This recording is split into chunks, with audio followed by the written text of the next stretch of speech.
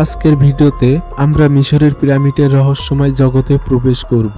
৫,০০০ বছর আগে ফারাওরা কেন এত বিশাল পিরামিড নির্মাণ করেছিল, এর ভিতরে কি রহস্য আছে এবং কিভাবে তারা এত বিশাল কাঠামো তৈরি করেছিল। এটি শুধুমাত্র দাফন স্থান ছিল না, বরং শক্তি, গৌরব এবং দেবতাদের সঙ্গে একযোগিতার প্রতীক। আজ আমরা জানব পিরামিডের নির্মাণ পদ্ধতি কি ছিল এবং এর ভিতরে লুকানো রহস্যগুলো কি হতে পারে। তো স্বাগতম আপনাকে অজানাই। প্রথমেই চলুন জেনে নেওয়া যাক ফারাওরা কারা ছিলেন। ফারাওরা মিশরের রাজারা ছিলেন। তারা মিশরের শাসক ও দেবতাদের প্রতিনিধি হিসেবে গণ্য হতেন। তাদের শাসনকালে ফারাওরা দেশের আইন, ধর্ম এবং সামরিক শক্তি নিয়ন্ত্রণ করতেন। ফারাওদের শাসনকাল শুরু হয়েছিল ৫,১২৪ বছরের আগে। এই শাসনকাল শেষ হয়েছিল ২,৩০০ বছর আগে। আমরা যেহেতু এখন খ্রিস্টাব্দ এবং খ্রিস্টপূর্ব নিয়ে কথা বলবো, চলুন আগে জেনে নেওয়া যাক এই সালগুলো কিভাবে বোঝা যায়। যিশুর জন্ম এখন থেকে ২০৩০ থেকে ২০২৬ বছর আগে হয়েছিল। যিশুর জন্মের আগে যা ঘটেছিল তা সবকিছুই খ্রিস্টপূর্ব বলে উল্লেখ করা হয়। যিশুর জন্মের পরে যা ঘটেছে সেটিকে খ্রিস্টাব্দ বলা হয়। গিজার গ্রেট পিরামিড, সবচেয়ে বিখ্যাত পিরামিডটি তৈরি করেছিলেন ফারাও খুফু। এটি নির্মাণ শুরু হয়েছিল প্রায় খ্রিস্টপূর্ব ২৫৬০ সালে, অর্থাৎ ৪৫৮৪ বছর আগে, এবং এর নির্মাণ শেষ হতে ২০ বছর সময় লেগেছে বলে ধারণা করা হয়। পিরামিডটি মিশরের গিজা অঞ্চলে অবস্থিত। কেন পিরামিড বানানো হয়েছিল? সমাধি হিসেবে। মিশরীয়রা বিশ্বাস করত মৃত্যুর পরে ফারাওরা দেবতা হয়ে যান। পিরামিড তাদের চিরকালের বিশ্রাম এবং আত্মা সুরক্ষার জন্য বানানো হয়। এর ভিতরে বিভিন্ন চেম্বারে ফারাও এবং তার মূল্যবান সম্পদ রাখা হতো, যা তারা মৃত্যুর পরের জীবনে ব্যবহার করতে পারবে বলে মনে করা হতো। পিরামিড বানানোর আরো কিছু কারণ আছে। তার মধ্যে পিরামিড ফারাওয়ের ক্ষমতা ও ঐশ্বর্যের প্রতীক ছিল। এটি তার শাসনের মহিমা স্থায়ীভাবে প্রকাশ করত। মিশরীয়রা বিশ্বাস করত ফারাওরা দেবতাদের প্রতিনিধি এবং মৃত্যুর পর তারা সরাসরি দেবতাদের সঙ্গে যোগ দেন। পিরামিডের বিশালতা তার ঐশ্বরিক মর্যাদা এবং অমরত্বের প্রতীক। পিরামিড নির্মাণে ব্যবহৃত ভালো প্রযুক্তি এবং শ্রমজীবীদের দক্ষতা ফারাওয়ের শক্তি ও শাসন ক্ষমতার প্রমাণ। এছাড়া এটি তার পরবর্তী জীবনের সুরক্ষা ও আধ্যাত্মিক যাত্রার প্রস্তুতির কেন্দ্র ছিল। পিরামিডের বিশালতা এবং এর নির্মাণ প্রক্রিয়া ফারাওয়ের প্রতি প্রজাদের আনুগত্য এবং শাসন ক্ষমতার প্রতিফলন। পিরামিড নির্মাণে ব্যবহৃত বিশাল পাথরের স্থানান্তরের জন্য প্রাচীন মিশরীয়রা উন্নত কৌশল ব্যবহার করেছিল। নদী পথে পরিবহন। দূর দূরান্ত থেকে পাথরগুলো প্রথমে খনির কাছ থেকে নৌকায় করে নীল নদ দিয়ে প্রকল্প স্থানে আনা হতো।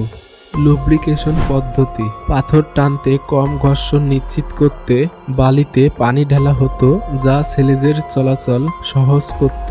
র্যাম্প ব্যবহার। পাথরগুলোকে র্যাম্পের মাধ্যমে উপরের দিকে তোলা হতো। এই র্যাম্প মাটির তৈরি হতো এবং ধাপে ধাপে উঁচু করা হতো। পাথর কাটার উপকরণ। Copper chisel. কপার ধাতুর তৈরি চিসেল দিয়ে নরম পাথর যেমন চুনা পাথর, লিমেনস্টোন কাটা হতো। কপার চিসেল দ্রুত ক্ষয় হয়ে যেত, তাই বারবার ধার দিতে হতো।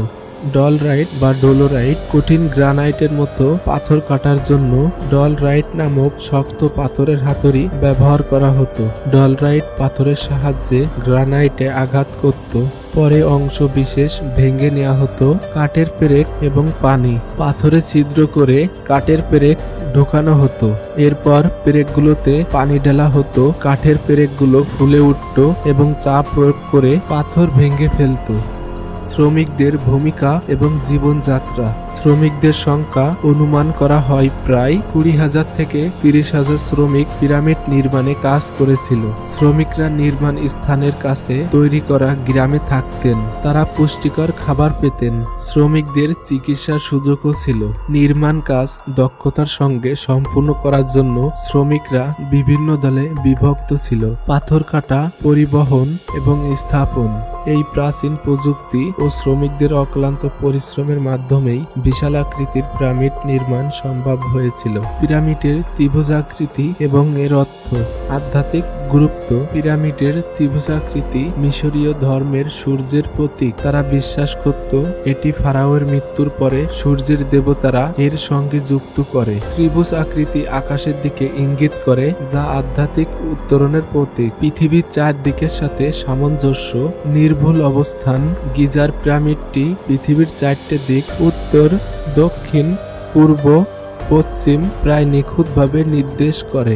এই সামঞ্জস্য অর্জন করতে প্রাচীন মিশরীয়রা সূর্য ও তারকারা পর্যবেক্ষণ ব্যবহার করত। পিরামিডের অভ্যন্তরের গঠন অত্যন্ত জটিল এবং পরিকল্পিত। চেম্বার, কক্ষ, রাজকক্ষ, কিংস চেম্বার, এটি গ্রানাইট পাথর দিয়ে তৈরি এবং পিরামিডের কেন্দ্রে অবস্থিত। এখানেই ফারাওয়ের মমি রাখা হয়েছিল। রানী খোপ, কুইন্স চেম্বার, যদিও এটা রানীর জন্য ছিল না, এটি আধ্যাত্মিক বা ধর্মীয় উদ্দেশ্যে ব্যবহার হতে পারে। টানেল, সুড়ঙ্গ, সরু সুড়ঙ্গগুলো বাতাস চলাচলের জন্য ব্যবহার হতো। এগুলো আকাশের নির্দিষ্ট তারার দিকে নির্দেশ করে, যা হয়তো আধ্যাত্মিক বিশ্বাসের সঙ্গে সম্পর্কিত। পিরামিডের ভিতরে অনেকগুলো টানেল এবং করিডোর ছিল, যা সমাধি স্থানে পৌঁছানোর পথ হিসেবে কাজ করত। একটি ঢালু প্রবেশ পথ থেকে অভ্যন্তরের কক্ষে পৌঁছানোর ব্যবস্থা রয়েছে। ফারাওয়ের সমাধি স্থল। পিরামিড মূলত ফারাওয়ের মৃত্যুর পর জীবনের পথে তার আত্মাকে সুরক্ষিত রাখার জন্য তৈরি করা হয়েছিল। ফারাওয়ের মমি, তার মূল্যবান সম্পদ এবং ধর্মীয় প্রতীক সেখানে রাখা হতো। গিজার বৃহৎ পিরামিডটি ফারাও খুফুর সমাধি হিসেবে নির্মিত হয়েছিল, তবে এর অভ্যন্তরে কোনো মমি পাওয়া যায়নি। বিশেষজ্ঞরা মনে করেন সময়ের সাথে সাথে সমাধি ক্ষেত্র লুট হয়ে যাওয়ার কারণে ফারাও খুফুর মমি এবং সম্পদ চুরি হয়ে গেছে। এছাড়াও খাফরে বা খ্যাফরা পিরামিড, গিজার দ্বিতীয় বৃহৎ পিরামিড, এটি ফারাও খাফরের জন্য নির্মিত হয়েছিল। এখানেও কোনো মমি সরাসরি পাওয়া যায়নি, তবে তার মমি এই পিরামিডের ভিতরে থাকার প্রমাণ ছিল। মেনকাউরে বা মেনকাউরি পিরামিড, গিজার তৃতীয় পিরামিড, ফারাও মেনকাউরের মমি এখানে থাকার কথা ছিল, কিন্তু এটিও চুরি হয়ে যায়। মিশরের পিরামিডগুলোতে ফারাওদের মমির সাথে মূল্যবান ধন সম্পদ চুরি হয়ে গেছিল। এটি একটি সাধারণ ঘটনা ছিল, কারণ পিরামিডগুলো প্রাচীন লুটেরাদের প্রধান লক্ষ্য বস্তু ছিল। ফারাওদের মমির সাথে তাদের ব্যক্তিগত ধন সম্পদ যেমন সোনা, রত্নপাথর, অলংকার, মূল্যবান পাত্র, অস্ত্র এবং ধর্মীয় সামগ্রী রাখা হতো। এগুলো পরবর্তী জীবনে তাদের প্রয়োজন হবে বলে বিশ্বাস করা হতো। খুফু, খাফরে এবং মেনকাউরের পিরামিডে তাদের মমি পাওয়া যায়নি, কারণ সেগুলো লুট হয়ে গেছিল। পিরামিডের ভিতরে রাখা ধন সম্পদের খবর দ্রুত ছড়িয়ে পড়ে। পিরামিডগুলোতে নিরাপত্তার ব্যবস্থা খুবই দুর্বল ছিল, তাই পিরামিডগুলো খুব সহজে লুটপাটের শিকার হয়। লুটপাটের সময়কাল। বেশিরভাগ পিরামিড খ্রিস্টপূর্ব 1000 এর আগেই লুট করা হয়েছিল, অর্থাৎ এখন থেকে প্রায় 3000 বছর আগে। লুটপাটের ফলে ফারাওদের মমি এবং ধন সম্পদ অনেক কিছুই হারিয়ে যায়। পিরামিডের অভ্যন্তরের কক্ষ এবং টানেল অনেক ক্ষেত্রে ভেঙে ফেলা হয়। কিছু পিরামিড প্রায় ধ্বংসপ্রাপ্ত অবস্থায় পাওয়া গেছে। প্রাচীন পিরামিডগুলো লুটপাটের কারণে ফারাওদের মমি ও তাদের সঙ্গে রাখা মূল্যবান জিনিস বেশিরভাগই চিরতরে হারিয়ে গেছে। তবে মিশরের উপত্যকার রাজাদের সমাধি ক্ষেত্র থেকে কিছু মূল্যবান সম্পদ উদ্ধার করা সম্ভব হয়েছে। পিরামিডের অভ্যন্তরে ছিল চমকপ্রদ কাঠামো, টানেল, চেম্বার এবং ফারাওয়ের সমাধি স্থল। প্রথমেই পিরামিডের প্রথম চেম্বারটি ছিল সেই স্থান যেখানে ফারাওয়ের মমি রাখা হতো। এটি ছিল এক আধ্যাত্মিক স্থান যেখানে মৃত ফারাওর আত্মা পূর্ণ লাভের জন্য প্রস্তুত করা হতো। পিরামিড নির্মাণে ব্যবহৃত নিখুঁত স্থাপত্য ও ভারসাম্য প্রাচীন মিশরীয়দের অগ্রসর প্রযুক্তি এবং জ্ঞানকে তুলে ধরে। খুফুর pyramid, the great pyramid of Giza. ভিত্তি 756 গুণ 756 ফুট, উচ্চতা মূলত 481 ফুট, বর্তমান ক্ষয়প্রাপ্ত হয়ে উচ্চতা 455 ফুট। পাথরের সংখ্যা আনুমানিক 2.3 মিলিয়ন পাথরের সংখ্যা।